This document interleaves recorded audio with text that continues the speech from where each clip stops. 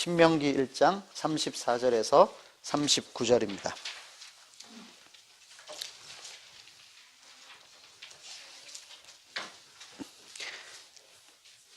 신명기 1장 34절에서 39절 저와 여러분이 교독하도록 하겠습니다. 제가 먼저 34절을 읽겠습니다. 여호와께서 너희의 말소리를 들으시고 노하사 맹세하여 이르시되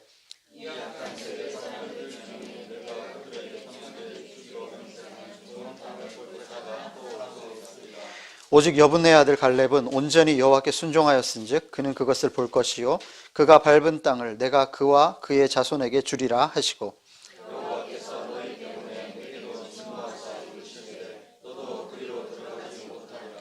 내 앞에 서 있는 눈의 아들 여호수아는 그리로 들어갈 것이니 너는 그를 담대하게 하라. 그가 이스라엘에게 그 땅을 기업으로 차지하게 하리라. 또 너희가 사로잡히리라 하던 너희의 아이들과 당시의 선악을 분별하지 못하던 너희의 자녀들도 그리로 들어갈 것이라. 내가 그 땅을 그들에게 주어 산업이 되게 하리라. 아멘. 이제 신명기 5번째 시간입니다. 특별히 이제 오늘 본문은 읽다가 자칫하면은 오해하기 쉬운 내용들이 있습니다. 사실 저도 상당히 오랜 기간 동안 조금 오해했던 부분들도 있습니다. 그래서 우리가 주의를 기울여서 본문을 살펴보면서 바른 이해를 할 수 있었으면 좋겠습니다. 특별히 이제 오늘 읽었던 본문 안에는 크게 등장인물이 5부류로 나옵니다. 이제 2부류는 집단이 되겠고 중간에는 3사람이 되겠는데요. 먼저 35절을 보시면 이 악한 세대 사람들이라고 되어 있죠. 이 악한 세대 사람들은 이제 출애굽 1세대들이 되겠습니다. 그리고 지금 신명기에서 모세가 설교하고 있을 당시에는 그 자리에 없는 사람들이겠죠. 그래서 출애굽 1세대 사람들이 첫 번째 한 부류가 나오고, 그리고 36절에 보면 여분네의 아들 갈렙이라는 사람이 나옵니다. 그죠? 그리고 37절에 여호와께서 너희 때문에 내게도 진노하사라고 되어 있는데, 여기서 내게도 할 때 내가, 이 나라는 사람은 누구가 되겠습니까? 모세가 되겠죠. 그리고 38절에 이제 눈의 아들 여호수아가 나옵니다. 맞습니까? 그리고 39절에 너희가 사로잡히리라 하던 너희의 아이들과 혹은 당시의 선악을 분별하지 못하던 너희의 자녀들, 이 사람들은 출애굽 2세대들이 되겠고, 지금 모세가 신명기에서 설교하고 있을 이때에 듣고 있던 사람들이 될 겁니다. 그래서 처음에는 출애굽 1세대가 있고 갈렙, 모세, 여호수아, 그리고 출애굽 2세대 한 절 한 절 한 절씩 이렇게 5부류의 사람들이 나옵니다. 그리고 이 사람들을 서로 비교하고 대조해야지만 올바른 이해가 할 수 있기 때문에 일단 요 5부류의 사람들을 머리에 한번 둡시다. 그렇죠? 출애굽 1세대, 갈렙, 그리고 모세, 여호수아, 그리고 출애굽 2세대입니다. 먼저 이 악한 세대들이라고 되어 있는 출애굽 1세대들부터 살펴보겠습니다. 출애굽 1세대들은 여기에 보면은 35절입니다. 이 악한 세대 사람들 중에는 내가 그들의 조상에게 주기로 맹세한 좋은 땅, 그러니까 가나안이죠. 가나안을 볼 자가 하나도 없으리라. 출애굽 1세대들 중에서 가나안을 볼 수 있는 사람은 없을 거다라고 이야기합니다. 우리가 흔히 그림의 떡이라고 이야기하잖아요. 그림의 떡. 그림의 떡은 그래도 보기라도 하는데 지금 이 사람들은 보지도 못할 거다. 그러니까 우리 표현을 하면 언감생심이다. 보지도 못한다라고 이야기하고 있습니다. 그러니까 수십만이 넘는 사람들이 가나안의 멀리까지 왔다, 먼 발치에서 그냥 볼 수도 없는, 그러니까 볼 수도 없는 그 먼 거리에서 왔다가 그냥 돌아갑니다. 그리고 약 40년의 세월이 지난 뒤에 다시 왔을 때가 지금 신명기에서 말씀을 나누고 있는 이 시점이 되겠습니다. 출애굽 1세대들은 가나안을 보지도 못하고 광야에서 자신들의 삶을 마감해야만 했습니다. 그리고 이 출애굽 1세대들이 가나안에 입국하지 못한 것과는 달리 1세대 중에서 가나안에 입국했던 사람이 누구냐면 36절에 보면 오직 여분네 아들 갈렙은 온전히 여호와께 순종하였은즉 그는 그것을 볼 것이요 그가 밟은 땅을 내가 그와 그의 자손에게 주리라 라고 되어 있습니다. 지금 여기에서 1세대들은 못 왔고 아예 보지도 못했고, 그리고 갈렙은 순종하였기 때문에 거기에 들어가기도 하고 내가 그 땅을 주겠다라고 되어 있거든요.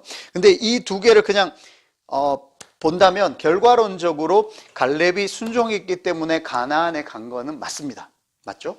근데 조금 깊이 생각해 보면 갈렙이 순종한 대가로, 갈렙이 순종한 공로 혹은 순종한 보상으로 가나안에 들어갔느냐, 그 문제를 한번 생각해 보자는 겁니다. 출애굽 1세대들이 가나안에 못 들어간 것은 그들이 순종하지 못했기 때문에 못 들어간 거 맞고, 갈렙은 순종했기 때문에 가나안에 들어간 건 맞습니다. 근데 갈렙이 가나안에 들어간 것이 그가 순종한 것에 대한 대가냐, 그가 순종한 것에 대한 보상 혹은 그의 공로 때문에 들어갔느냐라는 이 부분을 한번 생각해 보자는 겁니다. 왜냐하면 우리 인간들은 공로 혹은 보상을 좋아합니다. 그렇죠? 그래서 믿음으로 가나안에 들어가는 것, 그리고 그것 자체만으로도 자신의 무슨 그 일, 내가 믿음으로든 아니면 순종으로든 내가 무엇을 했기 때문에 이것을 받았다고 생각하는 걸 좋아한다는 거죠. 물론 우리 공짜면 양잿물도 마신다 이런 표현이 있는데 그런 거 아니고요. 뭔가 잘된 일이 있을 때 숟가락 하나 얹어서 그거 나도 거기에 뭔가 일조를 했다라는 걸 하고 싶다는 말이죠. 그러니까 지금 갈렙이 만약에 순종해서 들어간 거면 반대로 뒤에 보면은 37절에 여호와께서 너희 때문에 내게도 진노하사 이르시되 너도 그리로 들어가지 못하리라. 그러니까 지금 모세는 못 들어갔어요. 40년간 애굽에서부터 탈출시켜가지고 그리고 그 광야를 지나가게 했던 이 모세는 가나안에 못 들어갑니다. 근데 갈렙은 들어가요. 다시 말해 모세는 그러면 순종하지 않아서 혹은 그 사람들이 불순종했기 때문에 뭔가 잘못 보여서 못 들어가고, 갈렙은 순종했기 때문에 들어가고, 혹은 여호수아도 순종했기 때문에 들어갔다. 여호수아와 갈렙은 가나안에 들어갈 만한 자격이 있었다. 이렇게 생각하기 쉽다는 겁니다. 그러면은 우리의 구원도 그렇게 연결이 되거든요. 내가 뭔가 믿을 만한 자격이 있었고, 아니면 하나님이 나를 이뻐해 주시긴 했는데 나도 뭔가 일조를 했으니까 구원을 받는 거지로 확장될 수 있다는 거죠. 그러니까 가나안에 들어가는 것 자체가 이것이 하나님이 100% 주도적으로 하신 사역인가, 아니면 하나님이 99.99%를 하기는 했지만 들어가는 사람들이 그래도 그 안에 들어갈 만한 뭔가를 했는가라는 문제인 겁니다. 그 뒤에 39절을 그럼 비교해 봐야겠죠. 39절에 너희가 사로잡히리라 하던 너희의 아이들과 혹은 당시에 선악을 분별하지 못하던 너희 자녀들은 결국은 그리로 들어갈 거다. 내가 그들을 들어가게 할 거다라는 겁니다. 지금 이 세대들, 출애굽 2세대들, 그때 당시에는 아무것도 한 것도 없는 이 세대들에게 하나님은 그럼 그들에게 주겠다라고 이야기하는 거죠. 조금 더 그러면 쉽게 설명해 보면은 아이들에게 음식을 해주는 엄마하고 그리고 식당에 가서 무엇을 먹는다고 한번 생각해 봅시다. 만약에 식당에 가서 무언가를 먹는다고 했을 때는 우리가 뭐 선불로 계산을 하든 후불로 계산을 하든 거기에서 먹는 것은 우리가 계산하는 돈의 대가입니다. 그죠? 공짜가 아니잖아요. 그 먹는 거에 대해서 우리가 뭔가를 내가 지불을 했던, 누가 지불을 했던 지불한 것에 상응하는 대가로 그 음식을 먹는 거예요. 근데 집에서 엄마가 아이들을 위해서 해주는 그 음식은 만약에 애들이 밖에서 막 놀다가 그리고 엄마는 몇 시간 동안 맛있는 음식을 준비해요. 그리고 애들이 들어옵니다. 그럼 엄마가 그러죠. 야, 손 씻고 먹어라. 근데 안 씻고 자꾸 와요. 그럼 또 뭐라고 해요? 손 씻으라 그랬지? 손 씻으라 그래요. 그러다가 안 씻어요. 그러면 야, 너 먹지 마. 그렇죠? 그러면 또 누구는 손을 씻고 와서 먹고 누구는 손 안 씻어서 못 먹고 있으면 결국은 씻을 때까지 기다립니다. 그렇다고 손 씻는 거에 대한 보상으로 이 음식이 주어지는 거냐? 아니죠. 손 씻었기 때문에 먹을 수는 있지만 손 씻는 게 이들의 그 음식에 상응하는 무슨 대가가 아니라는 겁니다. 이 아이가 손을 씻기도 전 밖에서 놀고 있고 생각지도 못하고 있을 그때에 이미 이 음식은 엄마는 아이들을 위해서 그 음식을 마련해 놨어요. 이 음식은 이미 준비되어 있는 겁니다. 그리고 들어왔을 때 손을 씻으면 먹게 해줄게. 그렇다고 그 손을 씻는 것이 대가가 아닌 것처럼 가나안은 하나님이 몇백 년 전부터 이미 준비해 놓으신 땅이에요. 그래서 순종해서 들어오면 되는 거예요. 그렇다고 순종했든 안 했든 아무나 다 들어오는 건 아니잖아요. 그렇지만 순종했던 보상 혹은 대가로 이 가나안이 주어진 것은 아니라는 겁니다. 구분이 조금 가시겠습니까? 그래서 신명기 9장에 보면 이것을 잘 설명해 주고 있습니다. 신명기 9장 4절부터 6절을 봅시다.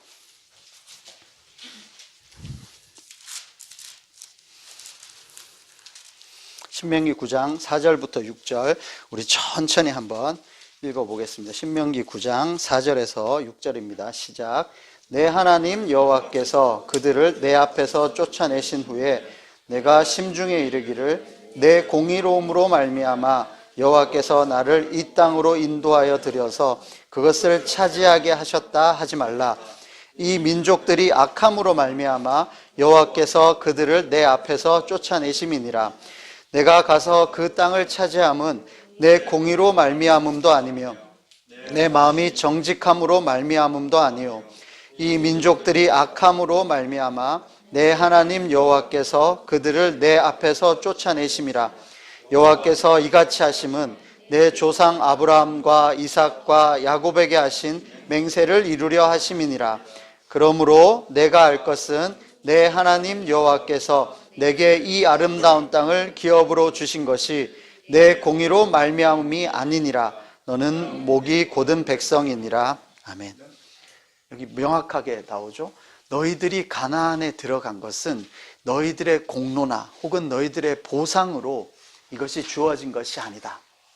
이것은 저 너희들의 조상 아브라함, 이삭, 야곱에게까지 계속 이어져 왔던 그 약속 혹은 그 계획을 이루는 차원에서 너희들에게 주어진 것이지 너희들이 받을 만해서 너희들이 이 땅을 차지할 만한 무슨 일을 했기 때문에 대가로 주어진 것은 아니다. 오히려 그 아브라함에게 약속하실 때 400년 후에 너희들이 이 땅에 차지하게 될 건데 왜냐하면 아모리 족속의 죄가 아직 가득 차 넘치지 않았기 때문이다 라고 해서 그들이 거기에서 쫓겨나도 할 말이 없을 만큼 그들이 악해질 때까지 쫓겨날 만해질 때까지 기다리셨거든요. 그래서 그들이 악했기 때문에 그들이 쫓겨났고 그리고 이것은 너희들에게 주려고 내가 계획했기 때문에 너희들에게 준 것이지 너희들이 이 땅을 차지할 만한 어떤 공의와 정직함이 있었던 것은 아니다 라는 거죠. 이것이 우리의 구원과도 똑같이 일맥상통하게 될 겁니다. 물론 가나안이 곧 천국은 아닌데요. 우리가 구원을 받는 것은 우리가 잘했기 때문에 우리가 구원받을 만했기 때문에 구원을 받는 게 아닙니다. 또 믿음조차도 그렇습니다. 내가 믿음이라는 그 무엇을 하나 했기 때문에 구원받는 거 아니냐. 그건 마치 내가 손을 씻었으니까 밥을 먹을 수 있지 손 씻는 거하고 밥의 그 대응 관계가 그렇지가 않잖아요. 물에 빠진 사람에게 구명조끼나 구명튜브를 이렇게 던져줘서 그걸 잡고 끌어 나오게 하면 나와서 하는 말이 내가 튜브를 꼭 잘 잡고 있었으니까 당신이 날 구해줄 수 있었다. 좀 웃긴 말 아닙니까? 혹은 구명조끼가 없으면 이제 안전요원에 가지고 이렇게 구해올 때 뒤로 가서 하라 그러잖아요. 앞에 가서 하다 보면 그 사람 막 잡기 때문에 잘못하면 같이 빠지거든요. 그러면 이제 나중에 나와서 하는 말이 내가 당신이 나를 구해주는 것을 방해하지 않았기 때문에 당신이 나를 구해줬다. 이 말도 안 되는 이야기거든요. 우리가 믿음으로 혹은 순종함으로 그리스도의 십자가를 받아 우리가 구원에 이르게 됐는데 거기에서 내가 그러니까 믿었으니까 구원받았지 그렇게 표현할 수 없다는 겁니다. 가나안이 일종의 대가나 보상이 아니었던 것처럼 지금 우리가 받아 누리고 있는 삶이 우리가 그럴만하기 때문에 우리에게 자격이나 공로가 있어서 우리가 구원받은 자로 살고 있는 것이 아니라는 거죠. 그래서 출애굽 1세대들과 또 갈렙이 구분되는 것, 순종해서 갈렙이 가나안에 들어가긴 했지만 그 갈렙의 순종조차 그것이 자신의 공로가 아니었다는 겁니다. 이것을 우리가 항상 기억했으면 좋겠습니다. 그렇다면 두 번째로 갈렙을 한번 보시죠. 갈렙의 이야기를 자세히 보면은 뒤에 나중에 이제 여호수아에 나오는 이야기입니다. 여호수아를 한번 찾아볼까요? 여호수아 14장입니다.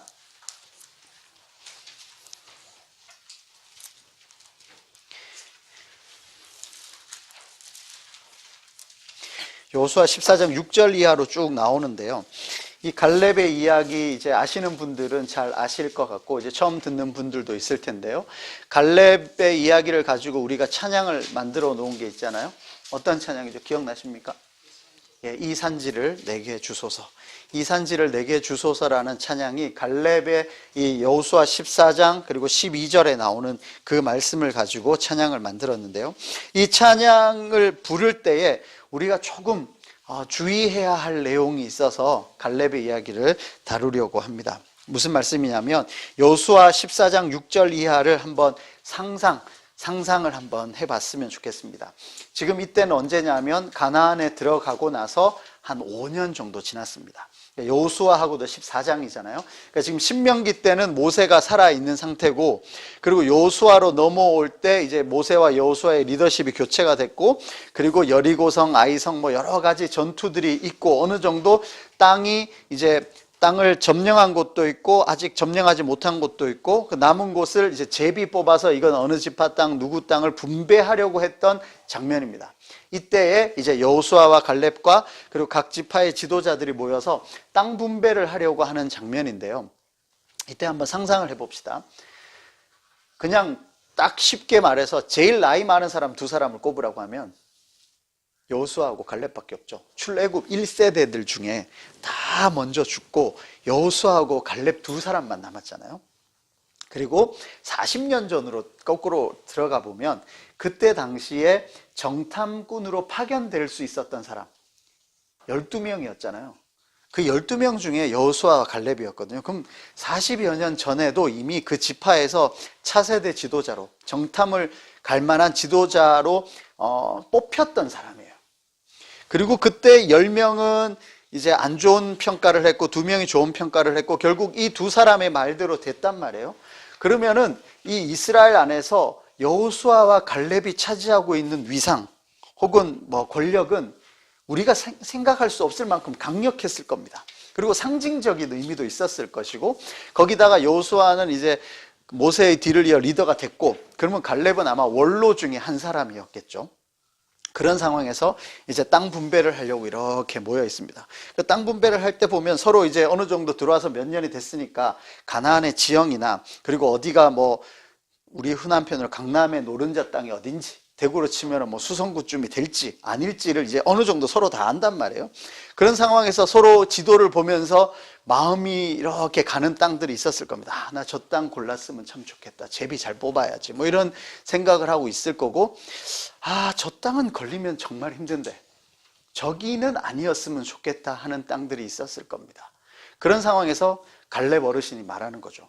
만약에 갈렙 어르신이 누구나 봐도 좋아하는 땅을 딱 지목하면서 제가 이 땅을 좀 했으면 좋겠습니다 라고 했을 때 누가 하나 토를 달겠습니까? 갈렙이 이야기하는데 그만한 대가를 받을 만하겠죠.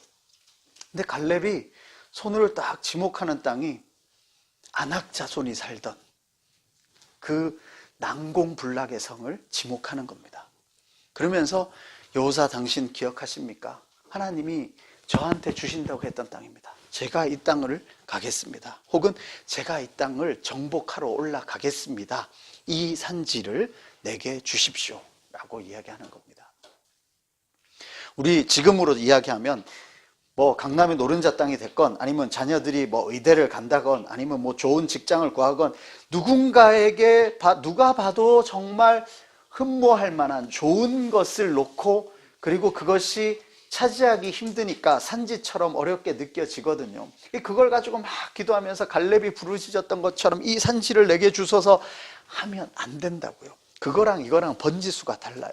갈렙은 누가 봐도 하기 힘든 것, 가기 힘든 것, 그렇지만 해야만 하는 일을 놓고 이 산지를 내게 주십시오라고 말한 거고, 아무도 거기 안 하고 싶었을 겁니다. 자기들끼리 웅성웅성했을 수도 있어요. 저 땅 우리 아버지가 옛날에 거기서 안악자손 봐가지고 그거 와서 이야기했다가 결국 우리가 40년 동안 광야 헤맸던 게 저 땅이고 저 사람들 때문이다 라고 이야기할 건데, 근데 그 자리를 갈렙이 지목하면서 이 산지를 내게 주십시오 라고 했다는 거죠. 지금 우리로 이야기를 바꿔보면 이렇습니다. 누구나 하고 싶은 좋은 거 그거 바라면서 이 산지를 내게 달라고 하는 게 아니라 마치 이런 거죠. 주일 성수를 제대로 하는 것 어렵습니다. 말씀대로 살아가는 것 어렵습니다. 공부하는 것도 마찬가지예요. 말씀대로 뭘 하는 것이 어려워요. 근데 그것을 하기로 하는 것, 그게 우리에게 어렵기 때문에 이 산지가 되는 거죠. 그냥 다 하고 싶어서 경쟁률이 높은 그 산지가 아니라 어쩌면 아무도 가기 싫어하는 곳, 난공불락의 천혜의 요새 같은 그곳을 손으로 지목하며 제가 저기 가겠습니다. 여호와가 함께 하신다면 능히 이길 수 있을 겁니다 라고 말하며 가는 거죠. 그게 이 산지를 내게 주소서, 갈렙이 여기에서 말하고 있는 것의 의미가 되겠습니다. 가나안 땅은 그런 땅입니다. 서로 좋은 거, 누가 봐도 좋은 거 차지하려고 머리 뒤밀고 싸우는 곳이 아니라 중요하고 해야만 하는 일을 먼저 나서서 하는 거죠. 우리 그리스도인들도 이런 갈렙이 말한 이 산지를 내게 주소서, 이 정신으로 가고 있어야 하는데 조금 우려되는 사항은 서로 가고 싶어하는 땅을 손가락질하며 저거 저한테 주십시오. 하나님이 함께 하시면 저 이길 수 있을 겁니다 라고 이야기하고 있다는 거죠. 무슨 하나님의 이름을 빙자해서 우리의 소원 듣고 자주 말씀드립니다. 램포에 요정 데리고 와가지고 내가 하지 못하는 일을 대신해주는 무슨 동네 형처럼 하나님을 생각하고 있지 않나 라는 생각이 듭니다. 우리가 하나님을 자꾸 이용하고 있지 않나. 내 꿈을 이루기 위해서 하나님을 이용하는 거, 혹은 하나님의 이름을 빙자해서 내 꿈을 자꾸 이루어 가려고 하는 것, 그것은 갈렙이 말했던 이 산지가 아니라는 것 한번 기억해 주시기 바랍니다. 그리고 다시 본문으로 돌아오면은 여호수아에 관한 이야기가 나오는데요. 1장 38절에 그를 담대하게 하라라고 되어 있는데, 그럼 그냥 1장으로 바로 갈까요? 여호수아 1장입니다. 여호수아 1장 6절에서 9절입니다. 여호수아 1장 6절에서 9절 우리 천천히 한번 읽어보겠습니다. 시작. 강하고 담대하라. 너는 내가 그들의 조상에게 맹세하여 그들에게 주리라 한 땅을 이 백성에게 차지하게 하리라. 오직 강하고 극히 담대하여 나의 종 모세가 내게 명령한 그 율법을 다 지켜 행하고 우로나 좌로나 치우치지 말라. 그리하면 어디로 가든지 형통하리니 이 율법책을 내 입에서 떠나지 말게 하며 주야로 그것을 묵상하여 그 안에 기록된 대로 다 지켜 행하라. 그리하면 내 길이 평탄하게 될 것이며 내가 형통하리라. 내가 내게 명령한 것이 아니냐. 강하고 담대하라. 두려워하지 말며 놀라지 말라. 내가 어디로 가든지 내 하나님 여호와가 너와 함께 하느니라 하시니라. 아멘. 자, 지금 이 상황이 어떤 상황이냐면 여호수아 1장 1절을 보시면 이렇습니다. 여호와의 종 모세가 죽은 후에 여호와께서 모세의 수종자 눈의 아들 여호수아에게 말씀하여 이르시되 라고 되어 있습니다. 모세가 죽었어요. 지금 이때가 어느 때냐면 가나안에 입성하기 직전이잖아요. 아까 잠시 소개했지만 모세가 어떤 사람입니까? 지난 40여 년간 애굽에서, 특히 그때 당시 애굽의 파라오라고 하면 지금의 미국 대통령과도 같은 그 시대의 가장 큰 권력자잖아요. 그 바로 앞에 오히려 신처럼 서서 이스라엘을 대변했던 사람입니다. 또한 하나님을 대면했던 사람이죠. 그리고 그 모세의 지도, 인도 아래 홍해도 건너고, 그죠? 만나를 먹고 그 광야를 지나왔던, 그리고 결정적으로 이제 가나안에 입성하려고 하고 있는 이때에 리더십이 바뀌는 거예요. 모세가 죽은 겁니다. 그리고 여호수아가 등장을 하죠. 아무리 여호수아가 준비가 잘 되어 있고 그리고 거의 40년 가까이 모세의 그 수종을 들면서 사람들 눈에도 익었다고 하더라도 리더십이 바뀌는 건 정말 쉽지 않은 일입니다. 거기다가 그냥 하던 대로 쭉 가는 게 아니라 이제 완전 새로운 프로젝트인 가나안 전쟁을 치러야 되는 그 순간에 이제 여호수아로 바뀌는 장면이거든요. 그리고 나서 6절에 보시면 강하고 담대하라. 너는 내가 그들의 조상에게 맹세하여 그들에게 주리라 한 땅을 이 백성에게 차지하게 하리라. 정말 중요하죠. 이제 전쟁 시작하니까 너 강해야 되고 담대해야 된다. 쫄지 말고 한번 부딪혀봐라. 예, 충분히 있을 수 있는 일입니다. 그리고 꼭 그래야만 하는 거고요. 그래서 강하고 담대해라. 그래서 이 땅을 차지해야 된다. 여기까지는 우리의 상식으로 이해가 되는데요. 7절입니다.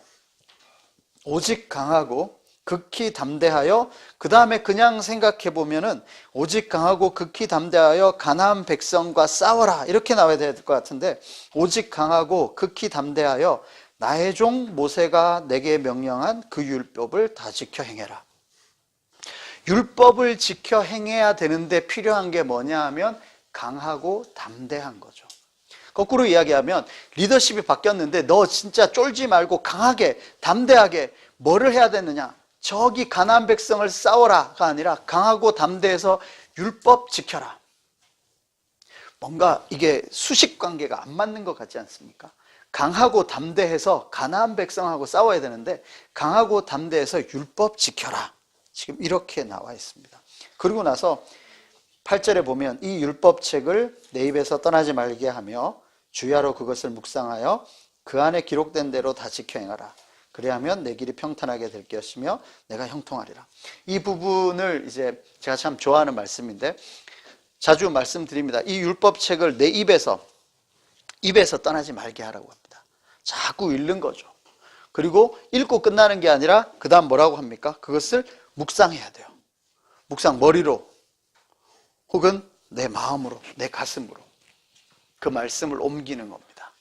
입에서 끝내는 게 아니라 내 머리나 가슴으로 충분히 이해하고 거기에 인격적으로 우리가 반응을 하는 거죠. 그리고는요, 그 안에 기록된 대로 다 지켜 행하라. 지켜 행하는 것은 우리의 손과 발이 지켜 행하는 거죠. 그래서 하나님의 말씀이 우리의 입에서, 우리의 가슴으로, 또 우리의 손과 발로 이어지게 하자라는 말씀을 자주 드리는 것이 여기에서 나오는 겁니다. 그런데 이 일을 행하는데 뭐가 필요하냐면 강하고 담대함이 필요하다는 겁니다. 9절에 나오잖아요. 내가 내게 명령한 것이 아니냐, 강하고 담대하라. 두려워하지 말며 놀라지 말라. 내가 어디로 가든지 내 하나님 여호와가 너와 함께 하느니라. 지금 우리가 읽었던 6절에서 9절 안에 강하고 담대하고 두려워하지 말고 놀라지 말고 이것이 계속 나오는데 정작 나와야 될 것 같은 가나안하고 싸워야 되는 이야기는 하나도 안 나온단 말이에요. 여기에서 강하고 담대해야 되는 목적은 율법을 지키는 그 하나밖에 없는 겁니다. 율법을 지키는 이 일이 그냥 해가지고 쉬운 일이 아니라는 거죠. 그래서 강하고 담대해야지만 이 율법을 지켜낼 수 있다는 겁니다. 우리 이 사회에서 살아갈 때 하나님 말씀대로 살아가는 일이 쉽지 않잖아요. 강하고 담대해야 되잖아요. 두려울 때 정말 많잖아요. 말씀대로 살아가면 실패할 것 같고 이용당할 것 같고 도태될 것만 같고 두렵습니다. 그래서 여호수아에게도 똑같이 말하는 거죠. 이 가나안에 들어가서 네가 살아가려면, 이 가나안에서 하나님 말씀, 내 율법을 지켜 살아가려면 강하고 담대해야 돼. 지금으로 이야기하면 마음 빡세게 먹어라. 그래야만 말씀대로 살아갈 수 있다. 그냥 좋은 게 좋은가라고 그냥 편안하게 살아가지고는 말씀대로 살아갈 일이 정말 쉽지 않다는 거예요. 가끔씩 이제 뭐 말씀에 관한 이야기를 하고 이러다 보면 이제 벌써 목회한 지 꽤 되니까 이런 이야기 들어요. 아, 목사님 세상 물정 잘 몰라서 그렇다고. 근데 이스라엘 백성들이 가나안 들어갔을 때 똑같아요. 세상 물정 잘 몰라요. 이스라엘 백성들, 특히 출애굽 2세대들은 그중에 아주 어릴 때 기억으로 애굽에서 살았던 기억이 있는 사람도 있겠죠. 그렇지만 거의 대부분은 광야 생활만 한 겁니다. 그냥 천막치고 살았어요. 계속 40년을 천막치고 살다가 가나안이라는 곳에 들어와요. 여리고성부터 해가지고 아이성, 정말 삐까뻔쩍한 도시를 보는 거잖아요. 매일 시골에서 천막치고 살다가 아파트 보고, 그죠? 백화점 보고 쇼핑센터 보는 거예요. 눈이 뒤집히죠. 거기다가 하나님은 자기들이 생각했을 때 광야의 신이에요. 광야의 신. 근데 여기 오니까 가나안 백성들은 이렇게 해요. 1월 달에는 어느 신에게 숭배하고, 2월 달에는 어떻게 하고, 3월에는 어떻게 해야 농사를 짓고, 그렇게 해야만 여기서 살 수 있다라고, 이것이 문화라고 가르친단 말이에요. 그걸 보면 지금 우리가 살았던 40년의 생활, 그리고 이 광야를 통과할 때 이 여호와 하나님과 이 가나안 사람들이 이야기하고 있는 이 농경의 신, 혹은 이 도시의 신, 이 문화를 일으킨 이 신은 달라 보이거든요. 이 사람의 방식대로 살아야만 할 것 같죠. 우리가 로마에 가면 로마의 법을 따르라고 하는 것처럼 가나안에 가면 가나안의 법을 따라야만 할 것 같아요. 그래서 계속 우리를 인도했던 여호와 하나님은 집에 와서 우리 민족끼리 이야기할 때는 여호와 하나님을 이야기하고, 그리고 이제 출근하면 가나안의 신을 섬겨야만 할 것 같단 말이에요. 3000년 전에도 그랬어요.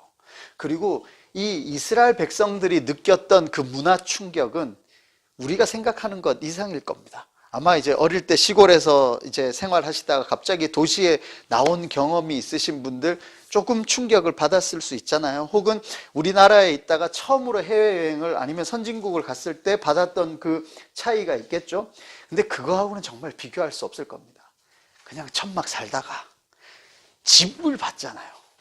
성을 봐요. 그리고 한 번도 농사라는 걸 지어본 적이 없는, 그냥 하늘에서 만나 떨어지면 만나만 먹고 살던 애들이 갑자기 뭐 온갖 과일들이 막 있고, 그리고 젖과 꿀이 흐르는 가나안의 엄청난 열매들을 보면은 이게 눈이 돌아가는 거거든요. 그것대로 살아야 할 것 같단 말이에요. 그런데 그 일이 일어나기도 전부터 여호수아에게 하는 말이, 너 마음 정말 강하게 먹고 정말 담대해야 되고 정말 두려워하지 말고, 가나안 백성 이기는 거 그거는 싸움 축에도 속하지 않는다. 거기 가서 하나님 말씀대로 살아가는 일, 이게 정말 힘들다. 여기에 마음 빡세게 먹고 너네가 가나안 백성처럼 살지 않으려고 버텨야만 살아간다. 왜냐하면 이 가나안 거민들은 그렇게 살았기 때문에 그들의 죄악이 넘쳐 흘러서 그들의 악함으로 인해 쫓겨나는 거잖아요. 그들이 악했기 때문에 쫓겨났다는 것은 그들의 삶의 방식이 하나님 보시기에 좋지 않았고 악했고 쫓아내야 될 만큼 살았다는 거거든요. 근데 이 사람들이 들어가서 가나안 백성들하고 똑같이 살아가면 결국 이들도 쫓겨나야 돼요. 왜냐하면 들어오는 것도 이들의 공의로움 때문에 들어온 것도 아니고 그 앞에 살았던 원주민들이 악해서 나간 것처럼 이 이스라엘 백성들도 똑같이 살아가면 쫓겨날 수밖에 없는 거죠. 그래서 이들이 싸워야 될 싸움은 하나님 말씀대로 살아가는 것. 그리고 지금 우리가 이 21세기 한국에서 느끼는 이 말씀대로 살아가는 것과 이 사회생활의 이 괴리감, 이것보다 어쩌면 더하게 이들이 살았을 겁니다. 그래서 여호수아 마지막에 가보면 여호수아가 유언을 남기면서 나와 내 집은 여호와 섬기겠다. 그 말은 벌써 여호수아가 죽기 전에 이미 이스라엘 백성들이 참 많은 사람들이, 어쩌면 거의 대부분의 사람들이 옛날 이집트에서 섬겼던 신을 다시 찾아 섬기거나 혹은 이미 가나안에 들어와서 가나안 사람들과 똑같이 살아가고 있었다는 거죠. 그래서 너희가 오늘날 섬길 신을 택하라. 오직 나와 내 집은 여호와만 섬기겠다. 이것을 외치면서 유언으로 남긴 겁니다. 불과 얼마 되지 않아서 이스라엘 백성들은 가나안 사람처럼 돼버렸어요. 우리도 마찬가지입니다. 한국에 복음이 들어오고 그 복음의 순수함을 지켰던 그 얼마 되지 않았던 세월, 우리 어릴 때하고 지금 교회의 분위기가 많이 달라졌어요. 그리고 믿는 사람들이 그 뿜어내는 그리스도의 향기라는 것이 정말 어색해질 정도가 돼버렸습니다. 우리가 마음을 강하게 하고 극히 담대히 해서 싸워야 될 싸움은 이 말씀을 내 입에서 또 내 가슴에 또 내 손과 발로 옮겨내는 이 싸움이 될 것입니다. 마지막으로 계시록 2장을 한번 봅시다. 왜 자꾸 싸움 하는지 계시록 2장을 한번 봅시다.